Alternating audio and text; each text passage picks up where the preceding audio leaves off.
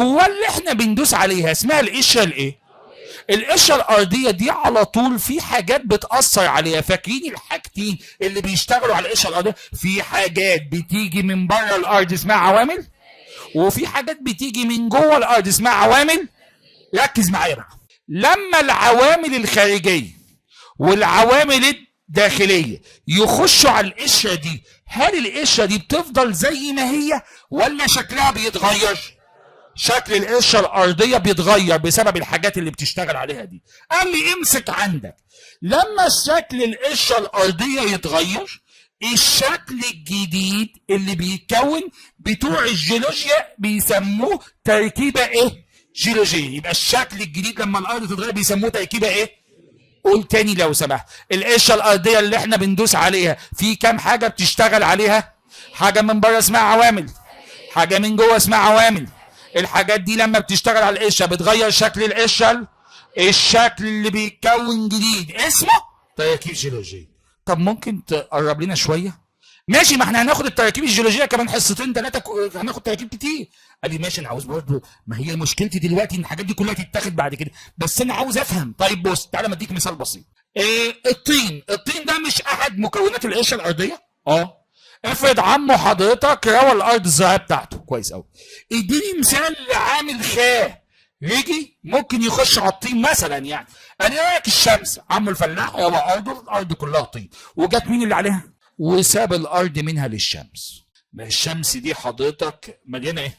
تديني حراره وتديني. ساب ارضه فتره طويله، هل شكل الطين لما اسيبه فتره هيفضل نفس الشكل ولا هيتغير؟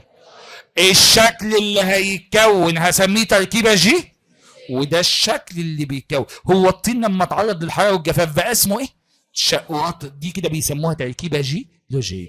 لو انت جايب المذكره بتاعتك اهو، ده الظهر الغلاف بتاع المذكره اهو، شوف منظرها. دي التشققات الايه يا جماعه؟ الطينيه.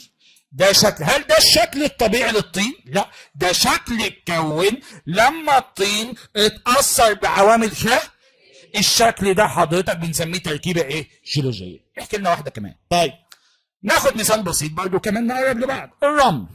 الراجل ده لقيته بيشتكي لي، قال لي يا استاذ محمد انا اكبر اخواتي كلهم صغيرين، نيجي نروح المصيف بيبقى مصيف غم على دماغي. بروح حضرتك انا العيال يطلعوا يجوا على البحر وسايبيني الشباشب والعوامات والكراسي، الاقي نفسي شايلهم كده اهوت ولابس الجردل وماشي حضرتك كده اهو. فجاه لقيت هوا شديد خالص داخل عليا. مش انت ماشي على الرمل؟ الهوا الشديد ده عامل خارجي ولا عامل داخلي؟ طيب وممكن مش هوا، ده ممكن الرمل يجي عليه هوا شديد يتكون رياح، وممكن تبقى ايه؟ ميه. قال لي لقيت الهوا الشديد جاي من هنا، قمت جاي رامي كل حاجه ومغمض عيني وعامل كده علشان الرمل ما يخشش في عيني. والمفاجاه بقى ايه اللي حصل؟ قال لي بعد ما الهوا حسيت انه بدا يقل، قمت جاي مفتح عيني. تخيل لقيت شكل الرمل اتغير. بذمتك؟ ما هو الرمل جه عامل ايه؟ اللي هو انا بحكي ده اسمه الايه؟ رياح. قال لك لو الهواء جه على الرمل شكله بيتغير. طب الشكل الجديد اسمه تركيبه؟ ايوه وريني الشكل. حاضر هوريه لك اهو.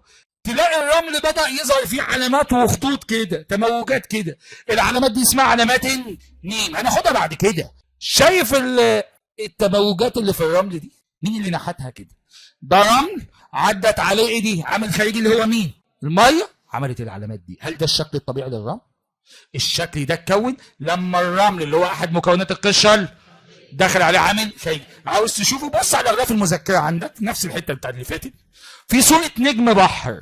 شايفين صوره نجم البحر اللي موجوده في الظهر اهي؟ في تحت نجم البحر في رمل.